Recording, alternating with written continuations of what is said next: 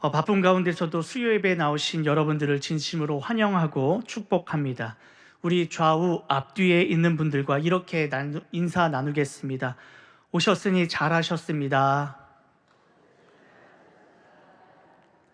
네, 이 인사는요, 백부장 고넬료가 하나님의 계시를 받고 베드로를 초청했을 때 자신이 이방인임에도 불구하고 초청에 응해온 베드로를 환영하고 기뻐하는 마음을 담아서 건넨 인사말입니다. 이 인사말 뒤에 고넬료는 하나님께서 베드로에게 명령하신 모든 말씀을 듣겠다라고 덧붙여서 말합니다. 이는 고넬료가 베드로를 통해 주실 하나님의 말씀을 얼마나 간절히 사모하고 있었는지를 잘 보여주는 것이죠. 사랑하는 성도 여러분, 여러분들이 이 시간 어떤 마음과 또 어떤 생각으로 이 자리에 오셨는지는 모르겠지만 하나님 예배하기를 사모하고 또 우리에게 주실 말씀 듣기를 사모하는 마음으로 나오셨으리라 기대합니다. 그러므로 시간 아깝게 오늘 그냥 왔다가 그냥 갈 것이 아니라 한 구절, 한 부분이라도 하나님께서 깨닫게 하시는 말씀을 마음에 새기고 돌아가서 말씀대로 살아보려고 몸부림치며 말씀에 순종하는 우리 모두가 될 수 있기를 예수님의 이름으로 축복합니다. 복음은 유대인이나 헬라인이나 차별 없이 모든 사람에게 열려 있습니다. 즉 누구든지 복음을 듣고 믿으면 구원을 얻는다라고 하는 것이죠. 그렇기 때문에 오늘 우리가 이 자리에 앉아서 하나님을 예배하는 은혜를 누리게 된 것입니다. 로마서 1장 16절 말씀을 보겠습니다. 내가 복음을 부끄러워하지 아니하노니 이 복음은 모든 믿는 자에게 구원을 주시는 하나님의 능력이 됨이라. 먼저는 유대인에게요 그리고 헬라인에게로다. 아멘. 유대인이든지 헬라인이든지 복음은 모든 믿는 자들에게 구원을 주신다라고 하는 말씀이죠. 또 갈라디아서 3장 28절 말씀을 함께 보도록 하겠습니다. 너희는 유대인이나 헬라인이나 종이나 자유인이나 남자나 여자나 다 그리스도 예수 안에서 하나이니라. 아멘. 예수 그리스도를 믿는 사람은 누구든지 구원을 받고 하나님의 자녀가 될 수 있다라고 하는 말입니다. 즉, 이 두 구절들은 복음이 어떤 특정한 민족이나 계층에 국한되지 않고 모든 사람이 예수 그리스도를 통해 구원받을 수 있다라고 하는 것을 분명히 보여주는 것이죠. 그래서 예수님께서는 승천하시기 전에 제자들에게 이런 말씀을 남기셨습니다. 사도행전 1장 8절입니다. 우리 함께 읽어볼까요? 오직 성령이 너희에게 임하시면 너희가 권능을 받고 예루살렘과 온 유대와 사마리아와 땅끝까지 이르러 내 증인이 되리라 하시니라. 아멘. 주님께서 보내신 성령이 임하시면 성령의 능력을 받고 그 자리에 주저앉아 있지 말고 경계를 넘어 땅끝까지 부활의 증인이 되라라고 하는 명령이죠. 누구든지 믿음이 생기려면 먼저 복음을 들어야 합니다. 그러니 그들이 들을 수 있도록 가서 복음을 전하라 라고 하는 것입니다. 제자들은 주님의 명령을 따라서 예루살렘에 머물렀고 기도하면서 성령을 기다렸습니다. 오순절이 이르자 성령님이 강림하셨고 드디어 교회가 세워졌습니다. 교회는요 놀라운 속도로 성장했고 성도들은 행복한 신앙생활을 만끽했습니다. 더할 나위 없이 좋았죠. 그런데 문제가 발생했습니다. 예루살렘 교회 성도들이 주님의 명령을 까맣게 잊고 있었다라고 하는 것입니다. 무슨 명령입니까? 가라. 사마리아와 땅끝까지 가라. 그리고 그곳에 복음을 전하라 라고 하는 명령입니다. 그것을 잊어버렸습니다. 왜냐하면 어디 가지 않아도 지금 예루살렘 교회가 엄청나게 부흥되고 있거든요. 거기다가 성도들과 아름다운 교제를 통해 여기가 마치 천국과 같이 느껴지니 주님의 복음을 자신들의 전유물로 착각하고 있었다라고 하는 것입니다. 이에 하나님께서 예루살렘에만 머물러 있던 복음을 온 세상에 전파하도록 만드십니다. 스데반의 순교 이후에 예루살렘 교회 성도들을 강제로 흩으신 거죠. 사도행전 8장 1절 하반절입니다. 그날에 예루살렘에 있는 교회에 큰 박해가 있어 사도 외에는 다 유대와 사마리아와 모든 땅으로 흩어지니라. 예루살렘 교회는 잘 모이는 교회였지만 딱 여기까지였습니다. 흩어지는 교회가 되지 못했다라고 하는 것이죠. 그래서 하나님께서 진정한 의미의 흩어지는 교회를 만드신 것입니다. 이제 성도들은 흩어진 그곳에서 복음을 전하기 시작했습니다. 지난주 본문에는 그 복음이 예루살렘과 이 유대의 경계를 넘어 사마리아 지역까지 전해진 것입니다. 하나님께서는 빌립을 통해 사마리아 성에 복음을 전하게 하신 것입니다. 사랑하는 성도 여러분, 하나님은 복음을 특정한 몇몇 사람들만 듣고 그것을 소유할 것이 아니라 모든 사람들이 듣고 누릴 수 있도록 일정한 경계를 뛰어넘어 확장하셨습니다. 그리고 그 일을 하나님께서 직접 이루어 가십니다. 특히 하나님께서 일하시는 방식은 순종하는 사람들을 통해 하나님의 일을 이루어 가시는 것입니다. 이제 복음은 사마리아를 넘어서 땅끝까지 전해지게 되므로 사도행전 1장 8절의 말씀이 성취되었습니다. 이 모든 것은 하나님의 주권적인 계획하심 가운데에 이루어진 일이라고 하는 것입니다. 오늘 우리가 살펴볼 본문은 성령의 인도하심을 따라 빌립이 광야에서 에디오피아 내시를 만나 복음을 전하는 내용입니다. 이전에 하나님께서 빌립을 사마리아 도시로 보내셔서 많은 사람들에게 복음을 전하게 하셨다면 이제 하나님은 빌립을 광야로 보내셔서 오직 한 사람을 위해 복음을 전하게 하십니다.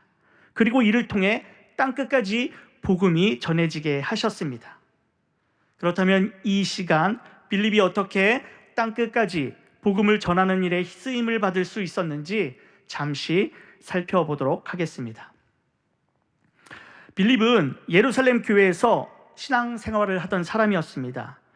그는 성령 충만한 사람이었고요, 하나님을 향한 사랑과 믿음 그리고 경건함을 인정받아서 특별히 7명의 일꾼으로 선출되어 예루살렘 교회를 섬겼습니다. 이들로 인해 교회는 평안하여 든든히 세워져 갔습니다. 그런데 스데반의 순교로 교회의 박해가 시작되자 사도들 외에 다른 모든 사람들이 예루살렘을 떠나 다른 지역으로 흩어지게 됩니다. 빌립 역시 예루살렘을 떠날 수밖에 없었습니다. 빌립이 박해를 피해 갔던 곳은 사마리아였습니다. 그가 일부러 사마리아를 선택해서 갔는지 아니면 성령의 강력한 인도하심으로 어쩔 수 없이 등 떠밀려서 갔는지 성경에 기록되지 않아서 정확하게 알 수는 없지만 중요한 것은 그가 사마리아에서 그리스도를 전했다라고 하는 것입니다. 그러자 놀라운 일이 일어났습니다. 말씀을 선포하자 많은 사람이 그 말씀을 따랐으며 귀신이 쫓겨나가고 병든 자들이 고침을 받는 기적이 일어났습니다. 그 성에 모든 사람이 우러러보고 의지했던 마술사 시몬 역시 믿고 세례를 받았습니다. 그 결과 사마리아 성에 큰 기쁨이 있었습니다. 더 나아가 빌립은 예루살렘 교회에서 온 베드로와 요한을 통해 사마리아인들도 성령 받는 것을 보고 자신의 사역이 하나님께서 행하신 사역이다라고 하는 확증을 받습니다. 이제 사마리아에도 교회가 세워졌습니다. 빌립은 자신이 배웠던 그 말씀을 가르치며 사마리아 교회를 어떻게 세워나갈 것인가 꿈꾸며 사역하고 있었습니다. 그런데 어느 날 갑자기 주의 사자가 빌립에게 오셔서 이곳을 떠나 광야로 가라고 명령하십니다. 26절입니다. 주의 사자가 빌립에게 말하여 이르되 일어나서 남쪽으로 향하여 예루살렘에서 가사로 내려가는 길까지 가라 하니 그 길은 광야라. 사실 이 명령은 빌립의 입장에서 수긍하기 참 힘든 명령입니다. 왜 그럴까요? 왜냐하면 지금 사마리아 전도가 굉장히 잘 되고 있습니다. 놀라운 기적이 일어나고 사마리아 성에 큰 기쁨이 있다라고 표현할 만큼 많은 사람들이 복음을 받아들였고 교회가 성장하고 있다라고 하는 것이죠. 오늘날로 말하면 큰 부흥의 역사가 일어나고 있는 것입니다. 그 부흥의 중심에 지금 빌립이 복음을 전하며 사역을 하고 있는 것이죠. 그런데 그 모든 것을 다 내려놓고 다른 곳으로 가야 한다라고 하는 것입니다. 여러분, 그러니까 그것이 얼마나 어려운 일이겠습니까? 또한 성령께서 이끄시는 길은 광야입니다. 광야는 풀 한 포기 또 물 한 모금 없는 척박한 땅이라고 하는 것이죠. 사람이 살지 않는 땅입니다. 그런데 성령께서 빌립에게 그런 곳에 왜 가야 하는지 납득할 수 있을 만큼 설명도 해주지 않으시면서 그냥 가라라고만 하십니다. 마치 어떤 목사님이 교회를 개척한 지 얼마 안 돼서 놀라운 속도로 교인들이 늘어나고 부흥하고 있는데 갑자기 이 일을 그만두고 다른 곳에 선교사로 가야 하는 상황과 같다라고 하는 것이죠. 여러분, 어떻습니까? 성령의 명령이 이해가 되시나요? 그냥 지금 교회에서 열심히 사역하는 것이 좋지 선교사가 되어 고생길로 접어든다는 것은 참 이해하기 어려운 일이라고 하는 것입니다. 마지막으로, 만일 그 광야에 꼭 가야만 한다라고 한다면 지금 사마리아에 있는 빌립보다 예루살렘이나 유다 지역, 베들레헴이나 헤브론에 있는 사람 중에 당장 할 일이 없는 사람이 가는 것이 훨씬 빠르고 그 사람에게도 좋은 일일 것입니다. 그런데 성령은 굳이 멀리 있고 열심히 사역 중에 있는 빌립을 광야로 이끌고 계시는 것입니다. 그런데 빌립의 반응이 놀랍습니다. 가라는 명령을 받았을 때 왜 저를 보내십니까? 라고 묻거나 따지지 않고요, 그 말씀에 순종하여 광야로 내려갔다라고 하는 것입니다. 어쩌면 빌립도 속으로 왜 굳이 사람도 없는 곳으로 가라 하실까? 라고 하는 의문을 품었을지도 모르겠습니다. 만일 복음을 전해야 한다면 사마리아 성과 같이 사람이 많은 도시로 가서 복음을 전하는 일이 마땅할 텐데 사람도 살지 않는 광야로 가라고 하시다니요. 사랑하는 성도 여러분, 때로 하나님께서 우리 인생의 좀처럼 이해할 수 없는 말씀을 하실 때가 있습니다. 빌립에게 가사로 내려가는 광야로 가라 라고 하는 명령같이 말입니다. 그럴 때 우리는 어떻게 하죠? 주님 말씀하시면 내가 나아가리라, 주님 뜻이 아니면 내가 멈춰서리라, 오 주님 나를 이끌어 주옵소서 하시면서 주님 말씀에 따르겠나라고 대답하실 수 있으신가요? 지금 하고 있는 일이 잘 돼서 성과도 있고 참 평안한데 조금만 노력하면 더 잘 될 것 같은데, 그러면서 하나님 다시 생각해 보시는 것이 어떨까요? 지금은 때가 아닌 것 같은데요, 나 말고 이 일에 더 적합한 사람이 있지는 않을까요? 라고 하면서 거절하지는 않을까요? 빌립 역시 이해할 수 없었지만 그래도 순종하여 광야로 내려갑니다. 그러자 어떤 일이 벌어졌습니까? 광야길에서 고국으로 돌아가고 있던 에디오피아 내시를 만나게 되었습니다. 에디오피아 내시를 보는 순간 빌립은 깨달았습니다. 이 한 사람을 만나게 하시려고 나를 이곳으로 부르셨구나 라고 말이죠.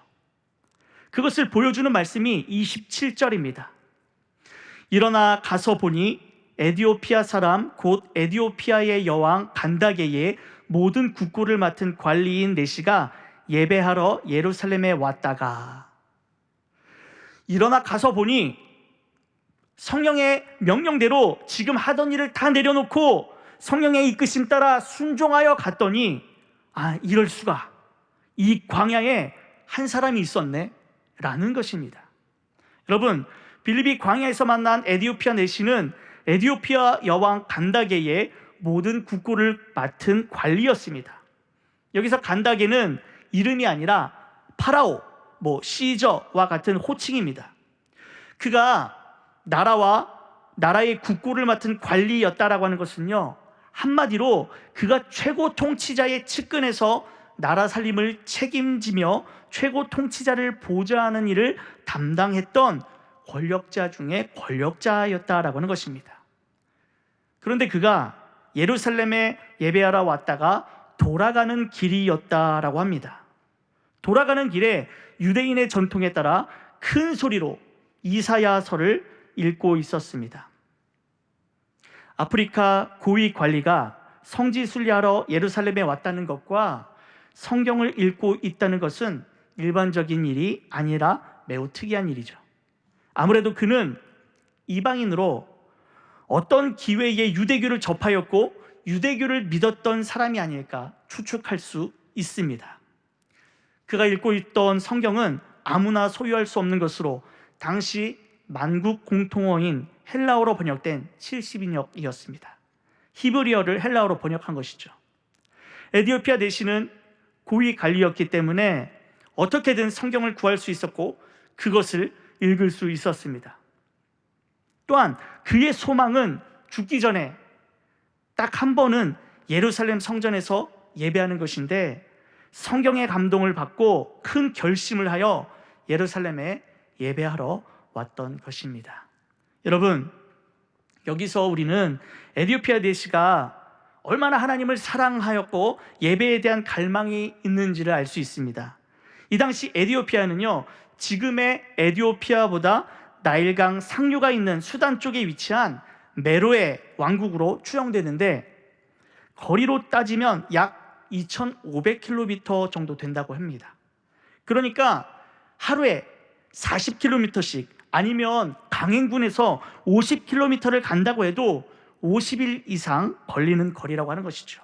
그런 거리를 그것도 왕을 보좌하여 나라를 운영하는 일에 손실이 없도록 해야 할 고위 관리가 긴 시간 자리를 비운다는 것은 진짜 어려운 일일 것입니다.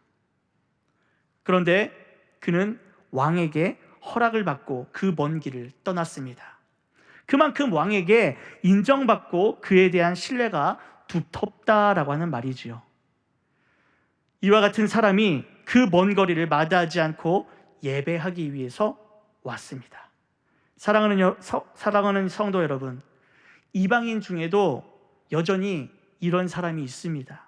영혼의 갈급함으로 진리를 찾아 헤매는 자들이 지금도 우리 주변에 있다라고 하는 것이죠. 이와 같은 사람을 만날 수 있도록 우리 가운데 보내주셔서 그들이 복음을 들을 수 있도록 우리는 기도해야 할 것입니다. 에티오피아 내시는요, 수레에서 성경을 읽고 있었습니다. 당시 길이 오늘날처럼 포장된 좋은 길이 아니기 때문에 참 그 길이 험했을 것입니다. 그런데 그런 흔들리는 수레에서도 성경을 읽고 있었다라고 하는 것은 그만큼 그가 진리를 깨닫기 원했고 구원받는 일에 관심이 있었다는 말입니다. 그러나 내시는 아무리 예루살렘에 왔더라도 만족할 만한 답을 찾지 못했습니다. 어쩌면 그는 고위 관리였다라고 할지라도 예루살렘에서 환영받지 못했을 수도 있습니다. 왜냐하면 유대인들은요, 이방인들에 대한 거부감이 있었기 때문에 그가 예배에 왔다 할지라도 들어갈 수 있는 곳은 이방인의 뜰로 한계가 있었다라고 하는 것이죠. 또한 신명기 23장에 보면 내시는 여호와의 총회에 참여할 수 없다라고 기록되어 있기 때문입니다. 그럼에도 불구하고 진리를 사모하는 마음으로 예배하기 위해 온 그의 마음을 보시고 성령께서는 빌립을 보내주신 것입니다. 이제 성령은 빌립에게 술에 가까이 가라 라고 명령하십니다. 여러분, 사실 이 말씀도 쉽게 순종할 수 없는 말씀이죠. 왜냐하면 내시는 이방인이지만 상당한 권력자였습니다. 수레를 타고 성경을 읽었다는 것과 또 38절에 보시면 세례를 받기 위해 사람들에게 명령하여 수레를 멈추게 했다라고 하는 그런 장면이 나오는데 그것은 높은 지위에 있는 사람이 아니면 할 수 없는 일이기 때문입니다. 이 사람이 여러분 성지 순례를 오고 있는데 단촐하게 몇 명만 데리고 왔겠습니까? 그것도 그 먼 거리를? 아니죠. 먼 거리를 오가는데 그를 수행하고 호위하는 사람들과 또 먹고 마시는데 준비될 모든 사람들, 또 모든 물건들, 그리고 예배드릴 재물들을 생각한다면 그 행렬의 규모가 얼마나 컸을까요? 그런데 낯선 사람이 지금 고위 관리자 가까이 접근해 오고 있다라고 한다면 여러분, 호위하는 사람들 입장에서 강도라고 자칫 오해할 수도 있습니다. 그러니까 죽임을 당할 수도 있는 것입니다. 그러나 빌립은 성령의 명령에 개의치 않았습니다. 이런 것들에 개의치 않았습니다. 빌립은요, 이 성령의 말씀에 순종하여 곧바로 달려갔습니다. 주저하지 않았다라고 하는 것이죠. 내가 죽으면 어떻게 하지? 큰일 나면 어떻게 하지? 이런 생각을 가진 것이 아니라 명령하자마자 즉시 일어나 달려갔다.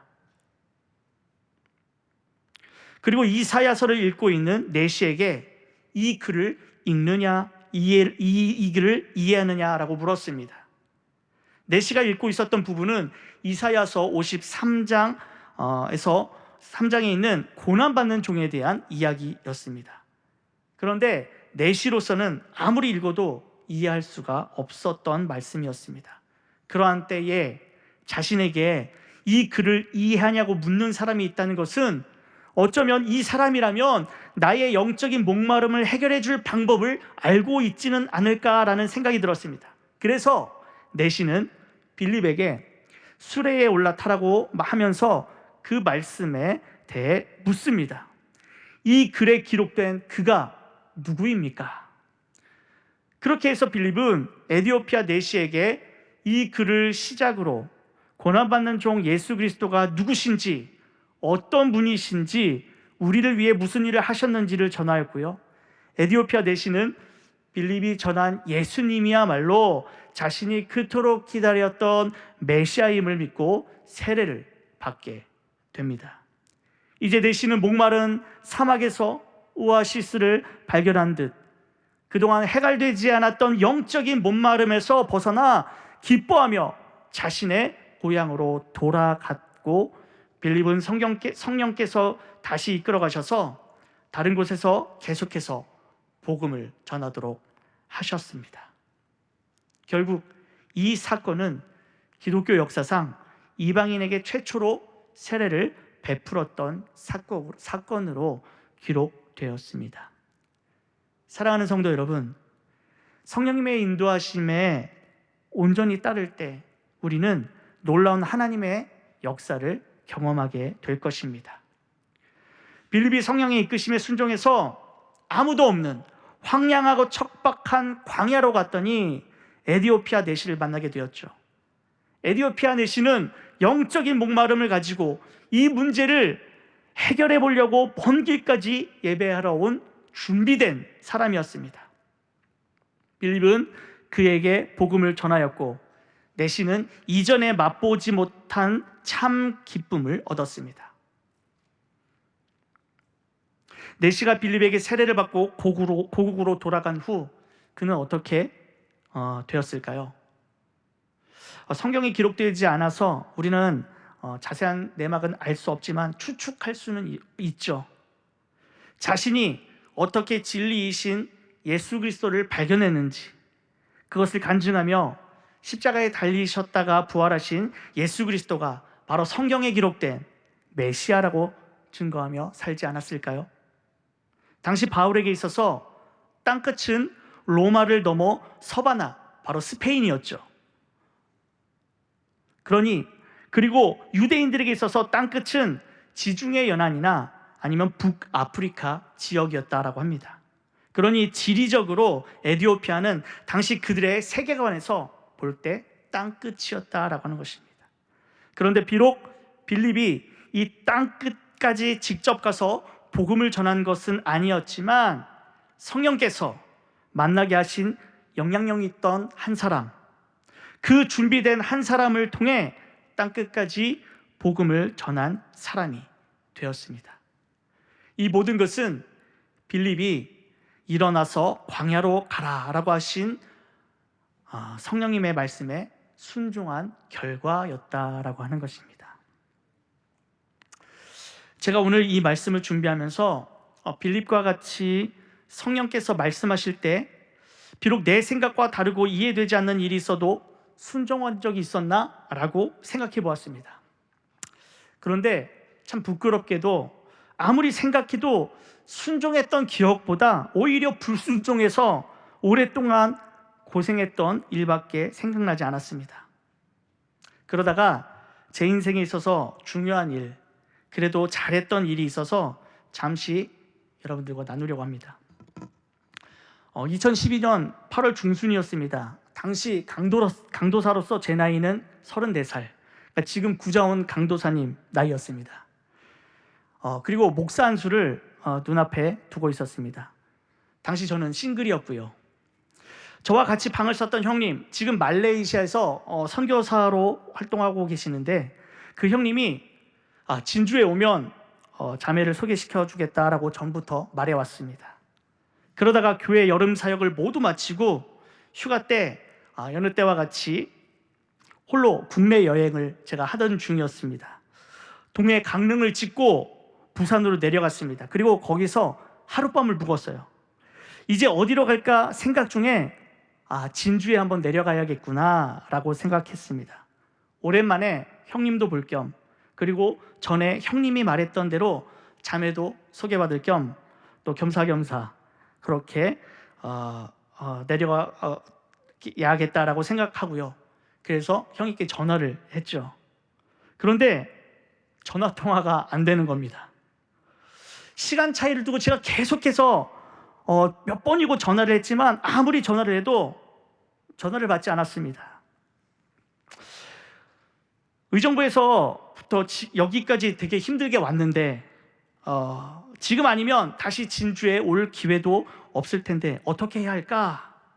계속 생각하면서 저는 목적지도 정하지 않고 무작정 차를 몰고 갔습니다.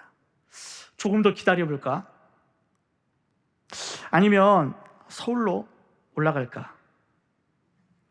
사실 제 아내에게도 말하지 않았고 여기서 처음 밝히는 거지만 저에게는 플랜 B가 있었습니다. 그래서 여기가 아니면 그냥 서울로 올라가야겠다라고 생각했어요.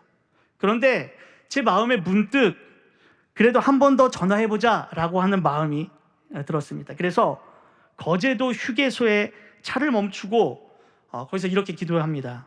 하나님, 저 여기서 마지막으로 전화해보고 안 되면 서울로 올라가겠습니다. 그런데 그때 마침 형님에게 전화가 왔습니다. 알고 보니까 형님께서 선교사로 훈련 중에 러시아로 10여 일을 단기 선교를 갔었는데 그날 제가 연락한 그날 한국으로 돌아온 날이었습니다. 저한테 몇십 통의 전화가 와가지고 귀국하자마자 깜짝 놀라서 급하게 전화를 한 거죠. 저는 형님과 전화하면서 진주로 갈 약속을 잡고 진주로 향했습니다. 형님 집에 도착한 후에 시간이 되어서 형님 가족들과 함께 그 자매를 만나러 식당에 이동했습니다. 그리고 그 자매를 봤죠. 첫 인상은요, 그 자매도 그랬겠지만 제 이상형은 아니었습니다. 저도 온전한 몰골은 아니었어요. 왜냐면 오랫동안 운전해가지고 피곤함에 쪄들어 있었거든요. 어쨌든 제 이상형이 아니고 그러다 보니까 이거 어떻게 하지? 이런 생각이 마음에 들었어요. 어떻게 하지? 무슨 말을 해야 되지? 이런 생각을 하다가 식사를 마치고 차를 마시러 둘만 따로 움직였습니다. 그리고 거기서 진지한 대화를 나누게 되었어요. 그런데 대화를 하면 할수록 저에게 그런 마음이 들었습니다.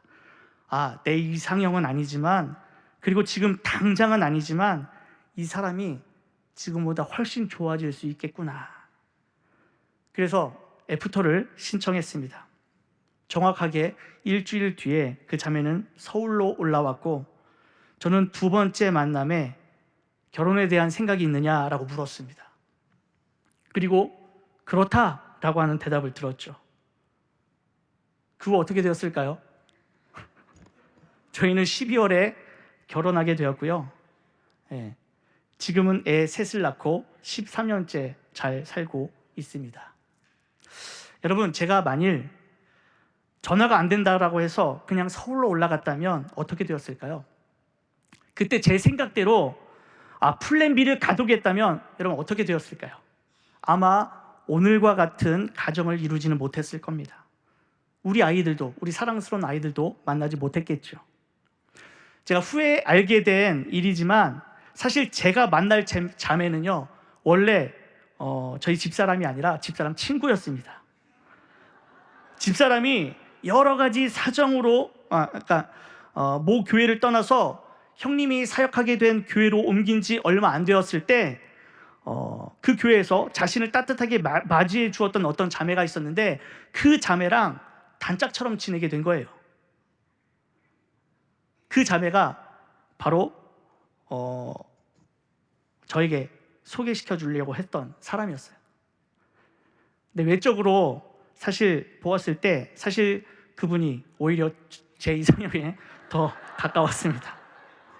아무튼 형님이 그 자매에게 먼저 이야기를 하고 만나볼 의향이 있느냐라고 물었는데 그 자매가 제가 교역자인 것을 알고 좀 부담스럽다 해서 거절했다라고 합니다. 그러다가 이렇게 옆으로 옮겨서 옆에 보니까 저희 집사람이 있었어요. 그래서 저희 집사람에게 그러면 당신이 한번 만나보겠어? 이렇게 하자 알겠다라고 대답했다고 해요. 그 만남이 있었기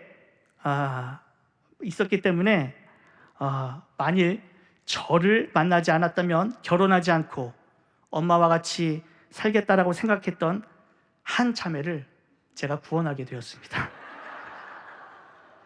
아마 제 이야기를 듣고 있는 집사람은 그렇게 생각하겠죠. 으이그, 내가 너를 구원했지. 제가 오늘 말씀을 준비하면서 묵상했을 때 이때의 일이 떠올랐습니다. 저는 저희 가정을 이루는데 분명한 성령의 이끄심이 있다라고 생각합니다. 사실 제가 제 스스로를 평가할 때 저희 집사람이 아니었으면 저는 결혼을 못할 사람이라고 생각합니다. 다 설명할 수는 없겠지만요, 제 성격이 좀 까다로운 사람이기 때문에 연애를 한다든지 아니면 누구를 소개받아 만나게 된다든지 해도 결혼을 못했을 거라고 생각을 해요. 저희 집사람이니까 지금까지 저를 참아주고 또 저를 맞춰준 것이죠. 성령께서는 혹시 이번에도 제가 플랜 B로 엉뚱한 짓을 할 것을 아시고 정확한 타이밍에 이 만남을 주선해 주셨고 좋은 만남을 갖도록 인도하신 것입니다. 여러분, 이제 말씀을 정리하겠습니다. 때로는 우리 인생에 하나님께서 강권적으로 역사하시며 우리를 이끌어 가실 때가 있습니다. 그때 우리는 어떻게 해야 될까요? 내 생각이 맞으니까 내 생각대로 고집해야 될까요? 아니죠. 하나님의 이끄심에 따라 자기를 맡기고 순종해야 합니다. 그러면 그곳에서 놀라운 하나님을 경험하게 될 것입니다. 이처럼 하나님께 순종하여 날마다 하나님의 역사하심을 경험하고 하나님 나라를 위해 귀하게 쓰임받는 우리 모두가 될 수 있기를 소망합니다. 아멘.